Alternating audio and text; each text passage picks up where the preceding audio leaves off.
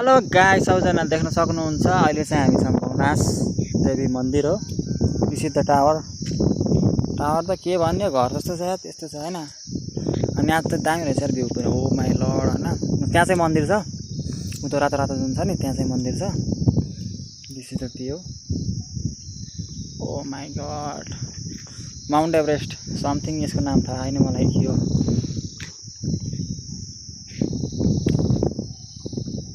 नेपालको झन्डा। अनि ऊ त्यो चाहिँ माडीफाट भन्छ त्यसलाई। हाम्रो प्रवास भन्दा यता ओल्तिर कि पल्तिर सायद अब कता पर्छ, बट मलाई पनि थाहा छैन।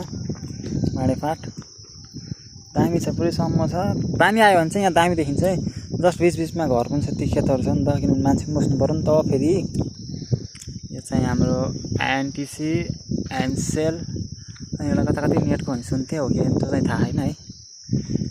यो नेपालको झन्डा।